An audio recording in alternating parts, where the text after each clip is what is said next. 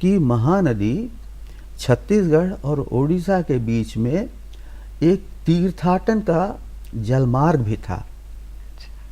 राजिम से उसमें महानदी में नाव का चलना शुरू हो जाता था। वो शिवरी नारायण होते हुए कटक नावें चलती थीं, तीर्थ यात्रियों को ले जाती थीं और उस तरफ से नमक लेकर आती थीं छत्तीसगढ़।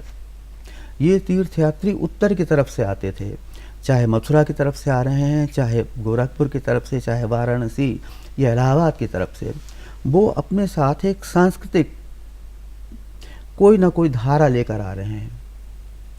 उनमें से कुछ लौटते थे और कुछ वापसी में वहाँ बस जाते थे। लेकिन ये रास्ता बंद हो गया, ये जलमार्ग बंद हो गया बांध बनने से। जिन केवटों की आजीविका नदी पर जुड़ी हुई थी वो स्थगित हो गई। अब उनके पास वो समृद्धि नहीं रही कि वो इन कलाकारों को संरक्षित कर सकें, और इसलिए आज ये कला अपने बिल्कुल अंतिम दौर में है। पिछले 3 वर्ष पहले मैं गया था, जिन गांव में आज से 10 वर्ष पहले प्रचुरता से ये चित्रांकन मिल रहे थे, 3 वर्ष पहले मुझे नहीं मिले, और अभी 2 महीना पहले मैं गया, उन गांव में भी ये चित्र मुझे नहीं मिल रहे हैं। आपने भाषा की बात की कि भाषा क्षरित होती है या विलुप्त हो रही है। इन चित्रांकनों की भी स्थिति ये है कि वो अपनी विलुप्ति के कगार पर हैं।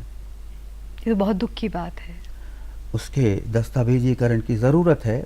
ये जो सारी संवेदनाएं हैं, ये जो समस्याएं हैं, इस पर आपने पूरा जीवन एक तरीके से देखा जाए तो समर्पित किया है। जो सामाजिक ये सोशल एक्टिविज़म है, और इसका एक अक्स जो है आपकी लेखन में ज़रूर दिखता है। आप वो लिखते हैं जो आप देख रहे हैं, आप वो लिखते हैं जो आप अपने अनुभवों से अर्जित कर रहे हैं, तो वो उसका अक्स तो आपके लेखन में दिखना ही है। और जहाँ तक जीवन का सवाल है, जीवन अपनी धारा खुद निर्धारित कर लेता है धीरे धीरे। जब मैंने लिखना शुरू किया तो लिखने की ज़रूरतें पनपने लगीं, और उन ज़रूरतों ने मुझे ये बताया कि लिखना केवल अक्षरों तक सीमित नहीं है, कागज़ तक सीमित नहीं है। उसको ज़मीन पर उतरना होगा और ज़मीन से अनुभवों को लेकर कागज़ पर उतारना होगा। आपके जो नॉर्थ ईस्ट के ट्रैवल्स हैं वो भी कागज़ पर उतरे हैं कई? सच्चाई तो ये है जसलीन जी, थोड़ा सा बड़बोलपना ज़रूर लगेगा लेकिन वो श्रेय मैं लेना चाहूँगा। हिंदी साहित्य में यात्रा संस्मरण एक बड़ी शानदार विधा रही है जी।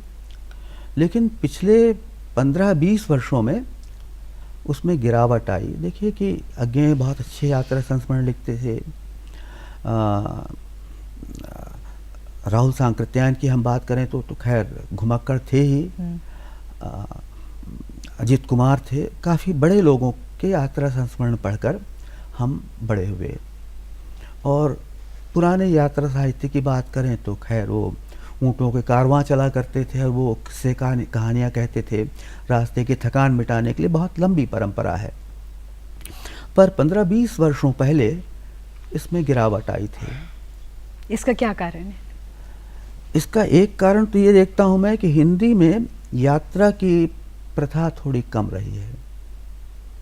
या तो सुविधा नहीं रही या और कोई कारण रहा हो। मेरे पास ऐसी कोई सामाजिक बंदिश नहीं थी, पारिवारिक बंदिश नहीं थी जो मुझे बांध कर रखती। और मैं मानता हूँ कि आपके अच्छे लेखन के लिए ज़रूरी है कि आप बाहर देखें। कमरे में बंद लेखन, जिसको धूप ना मिले, हवा ना मिले, रोशनी ना मिले, तो पीलियाग्रस्त होगा। तो यहाँ से शुरू होता है बाहर ताकने झाँकने का सिलसिला। और फिर वो उसने मुझे कब यात्रा के प्रति रुझान मेरे भीतर पैदा कर दी, मैं यात्राएं करता रहा। नॉर्थ ईस्ट मुझे काफ़ी लंबे अरसे से आकर्षित करता था, तब से जब नागालैंड में नरमुंडों का शिकार हुआ करता था। उनके वो शौर्य का प्रतीक माना जाता था कि जिसने शिकार करके जितने अधिक नरमुंड लिए प्राप्त किए, उसकी शादी उस तरीके से हुआ करती थी। तो मैं बड़ा हैरान रहता था कि इसी भारतवर्ष में, हमारे अपने देश में, कोई एक ऐसी भी जगह है, उस ज़माने में वो नेफा हुआ करता था। तो मैं चाहता था, और इत्तेफाक कुछ ऐसा हुआ कि नागालैंड यूनिवर्सिटी में मेरे एक परिचित इंग्लिश के प्रोफेसर थे, NDR चंद्रा। उन्होंने मुझे अपने यहाँ इनवाइट किया, और बहुत दिनों की आकांक्षा थी, मैं गया। वहाँ गया तो मणिपुर चला गया, और फिर वो जो सिलसिला बना, तो अचानक मेरे दिमाग में आया कि नॉर्थ ईस्ट के अनुभवों को हिंदी में एक साथ किसी एक संकलन में नहीं लिया गया है। तब जाकर मेरी योजना बनी कि इन 8 राज्यों के अनुभवों को मैं किसी एक संकलन में ले लूँ। उसमें 8 राज्य हैं पूर्वोत्तर के, और एक संस्मरण बर्मा, अच्छा, पड़ोसी बर्मा के। और वो भी कुछ बड़ा मज़ेदार हुआ। आप मेरे शीर्षकों की बात कर रही थी कि जिस समय मैंने बर्मा में मैनाल नदी को पार किया, वो सूर्यास्त का समय था और सूर्य नदी में तैर रहा था। तो उसका भी शीर्षक बना सूर्य का जलावतरण। बहुत सुंदर, बहुत सुंदर। आपकी लेखन के जो शीर्षक हैं वो अपने आप में ही एक पूरी कहानी कहते हैं। अब कुछ बात करना चाहेंगे आपके बच्चों के लिए आपने जो लिखा है। बच्चों के लिए मैंने 2 कहानियाँ लिखी हैं। एक नेशनल बुक ट्रस्ट ने छापी, भले घर का लड़का, और एक यहाँ पर संस्था थी रूम टू रीड, जो बच्चों के शिक्षा पर बड़ा काम कर रही थी।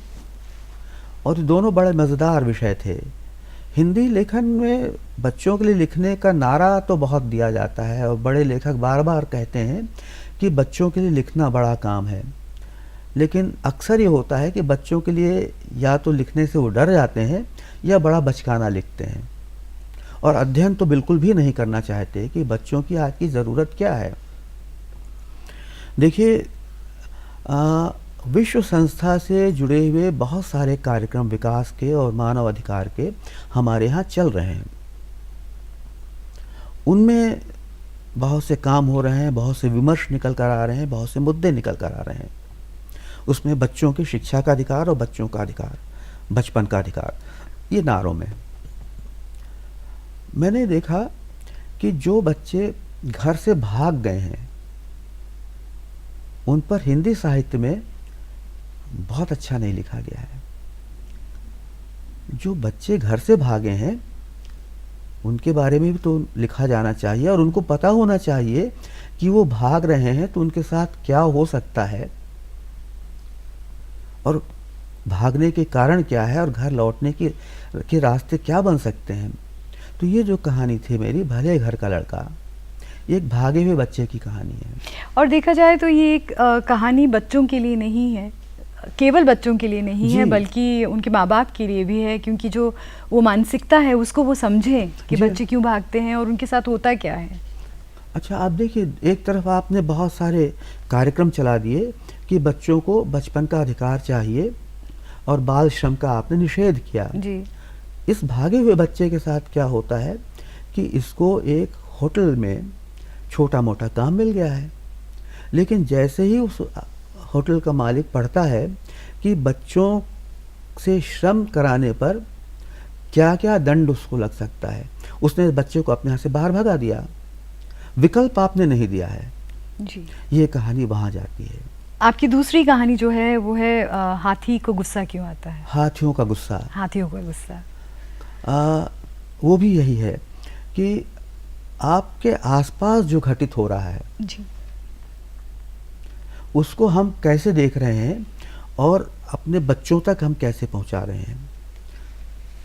छत्तीसगढ़ दुर्भाग्य से आज जिन 2 बातों के लिए जाना जा रहा है, एक तो है नक्सलियों से संबंधित समस्याएं जी, और दूसरे ऊपरी छत्तीसगढ़ में हाथियों का आतंक, कि हाथी आते हैं, फसल तबाह करके चले जाते हैं, घरों को तोड़ते फोड़ते हैं, मनुष्यों को मार डालते हैं। उसके बहुत सारे कारण हैं, लेकिन ये भी हमारे यहाँ रचना साहित्य में नहीं आ रहा है, पत्रकारिता का विषय है। तो आपने जब ये लिखा, ये आपके मन में क्या था कि ये पत्रकारिता, आप लेख लिख सकते थे, आपने इसको कहानी क्यों लिखा बच्चों की? मैंने आपसे शुरू में कहा कि अगर आप साहित्य में जा रहे हैं, आप लेखन लेकर, तो थोड़ी सी संवेदनशीलता के साथ आ रहे हाँ हैं जी। आप। तो संवेदनशीलता के साथ साथ अपने अंचल के प्रति आपके मन में कितना सम्मान है और आप कितने जागृत हैं, आप अपने अंचल के बारे में क्या बताना चाहते हैं। तो आपने आदिवासी समाज की बात की थी। आदिवासी समाज या ग्रामीण समाज लोक कथाओं के बिना नहीं होता है, जी। उनके यहाँ लोक कथाओं की बड़ी लंबी परंपरा होती है। ऐसा ही जिस अंचल में हाथियों का ये आतंक है, वहाँ भी लोक कथाएं हैं। एक कथा ऐसी है कि वनदेवी है, वो निर्भीक है, सारे जानवर उसको प्यार करते हैं, वो रातों में निकलती है घूमने के लिए, सुंदर है वो, शेर उसके साथ चलता है, वो अपने हाथ में हंसिया लेकर चलती है। किसी राजा की कुदृष्टि उस पर पड़ जाती है, वो कहता है कि उसको उठाकर मेरे महल में ले आओ। हाथी भेजता है, हाथी को देखकर शेर नाराज होता है, रानी उसके ऊपर चढ़ जाती है, उसके मस्तक पर, और महावत का सर काट के राजमहल में वापस भेज देती है।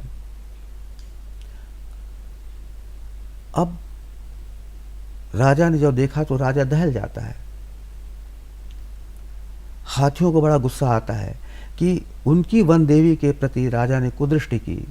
सारे के सारे हाथी राजमहल को घेर लेते हैं, राजा भाग जाता है डर के। आज जो हाथी गुस्से में है, वो उनका गुस्सा ये है कि उधर तो राजा भाग गया, रानी ये देव, इनकी जो वन देवी है, ये भी कुपित होती है और ये अंतर्धान हो जाती है। और ये तो पूरा मेटाफर है पर्यावरण के बारे में। जी, ये आपको जोड़ना पड़ेगा। मैंने कहा कि आपको अपनी स्थानीयता के साथ, स्थानीय बोध के साथ, स्थानीय प्रथा, परंपराओं, लोक कथाओं के साथ अपने साहित्य को जोड़ना चाहिए। और जब जोड़ेंगे तो पठनीय होगा, तरल होगा, उसमें उसकी खुशबू होगी। आपने प्रोग्राम में पहले एक बहुत अच्छी बात की, एक तो ये कि बच्चों के लिए साहित्य कम लिखा जा रहा है, और ख़ास तौर पे वो साहित्य जो उनको जागृत करे इन चीज़ों के बारे में, उसमें कम लिखा जा रहा है। दूसरा ये कि जो यंगस्टर्स हैं उनकी तरफ साहित्य कम ध्यान देता है, and somewhere Hindi literature in particular is getting left behind, वो जैसे कहीं स्थिर सी हो गई है। उसको हम एज में बांटकर हिंदी लिटरेचर को असेस करें तो वो शायद ज़्यादा ठीक नहीं होगा। मैं तो जेंडर में बांटकर भी असेस करने के बहुत पक्ष में नहीं होता हूँ, लेकिन लिटरेचर लिटरेचर होता है जी। और आपका सवाल मैं उसको इस तरीके से देखता हूँ, जो आप बहुत घुमा फिरा कर बात कर रही हैं कि हिंदी में पढ़ा कम जा रहा है। जी। तो इसके दोनों कारण देखने चाहिए कि हम क्या ऐसा लिख पा रहे हैं जो पढ़ा जाए, और क्या उनमें सचमुच में पढ़ने की आदत कम हो रही है, और अगर कम हो रही है तो उसके कारण क्या होने चाहिए। हम कोशिश करते हैं कि उसके कारण लेखन से दूर कहीं और ढूंढें, किसी टेक्नोलॉजिकल डेवलपमेंट में ढूंढें, और आराम से उसको आरोपित करते हैं कि ऐसा टीवी के कारण हो रहा है या ऐसा कंप्यूटर के कारण हो रहा है। हम में इतना साहस नहीं होता है कि हम ये कह सकें कि शायद हमारे कारण भी हो रहा हो, और इसलिए हम अपने यंगस्टर्स को लिटरेचर के साथ या writing in by and large in writing के साथ जोड़ सकें। आपने खुद ये बहुत खूबसूरती से किया है, आपका अपना एक ब्लॉग है जिसके ज़रिए आप साहित्य के अलावा भी अपने पाठकों से जुड़ते हैं। देखिए, ऐसा है कि टेक्नोलॉजी तो विकास का एक हिस्सा है, और विकास के बारे में मेरी धारणा तो खैर है ही, वैज्ञानिक धारणा भी है कि विकास के रास्ते आगे चलते हैं, पीछे नहीं मुड़ते हैं। तो वो तो आगे चलेगा, और इसलिए आज बहस चल रही है साहित्य बनाम इंटरनेट और ये सब, तो वो तो चलेगा। और इसलिए मैंने भी सोशल मीडिया के साथ अपने को जोड़ने की कोशिश की, क्योंकि उसके आउटरीच बहुत ज़्यादा है, आपके पास रीडरशिप बढ़ती है, आपके लिखे को बहुत लोग पढ़ते हैं। अब ये आपके ऊपर है कि आप उस अच्छी टेक्नोलॉजी का अच्छा प्रयोग कर रहे हैं, अच्छा इस्तेमाल कर रहे हैं या ख़राब।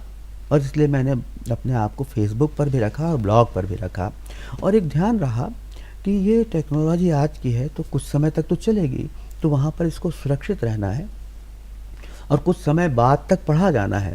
इसलिए मैं वहाँ पर वो चीज़ें दूँ जिनका कुछ जीवन हो, जो क्षणिक ना हो। और इसलिए वहाँ मुझे लगा कि कहानी या कविता के अतिरिक्त भी कुछ होना चाहिए, क्योंकि ब्लॉग ने अभी वैसा कोई शेप लिया नहीं है। Social media bye and large ऐसा भी कोई शेप नहीं लिया है कि वो कहाँ तक कन्फाइंड रहेगा या कहाँ तक उसको हम कैटेगराइज कर सकेंगे। आप उन कम साहित्यकारों में हैं जिन्होंने टेक्नोलॉजी को इस तरह यूज़ किया है। उसकी वजह है जी। कि मैंने अभी अपनी उम्र को मंजूर नहीं किया है और अपनी उम्र को अपने ऊपर हावी होने नहीं दिया है क्योंकि मैं अकेला हूँ ना, तो मुझे अकेले बहुत दिनों तक रहना है। जी। तो नई पीढ़ी के साथ मुझे अपने संपर्क बना के रखना है, उनके साथ संबंध बना कर रखना है, उनके साथ साथ चलना है। इसलिए मुझे अपनी ग्राह्यता बना कर रखनी है। तो मैं देख ये रहा हूँ कि नई पीढ़ी की ये टेक्नोलॉजी है, अगर मैं इसमें उनके साथ हूँ तो शायद मुझे एक लॉन्जिविटी मिलेगी। So just for my longevity sake मैं इसके साथ हूँ, ऐसा मुझे लगता है। Has it also affected your writing in any which way? No, not the least.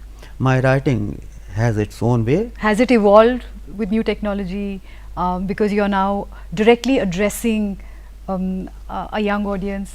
Look here, technology is just a media, na? Absolutely. So, and writing is writing. It's writing. Writing is the soul. So it cannot be affected by the media. Media तो वो receive करेगा जो आप दे रही हैं. So how can it affect my writing? My writing would be affecting the media and the Absolutely. media persons. That's well said. Yes. आपकी बहुत सी कविताएं हैं जो आपके ब्लॉग पर हैं, जी हाँ. उनमें से आपको कोई याद है? फिर थोड़ा सा चिट Cheating. मारने की जरूर। कुछ है इसमें।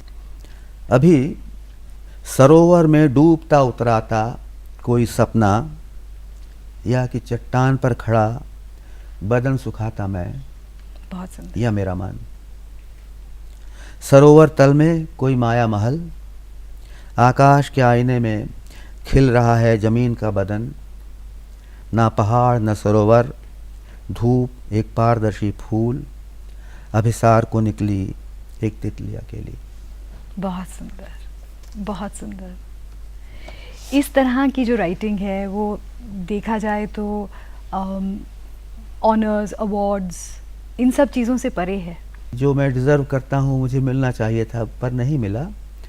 उसकी वजह है कि मैं उस रेस में नहीं रहा, और रेस में नहीं रहा तो ये शायद ये कि वो प्रपंच मुझे नहीं आते हैं, तो कुछ थोड़ा बहुत इसलिए मिल गया कि मैं सरवाइव कर सकूं।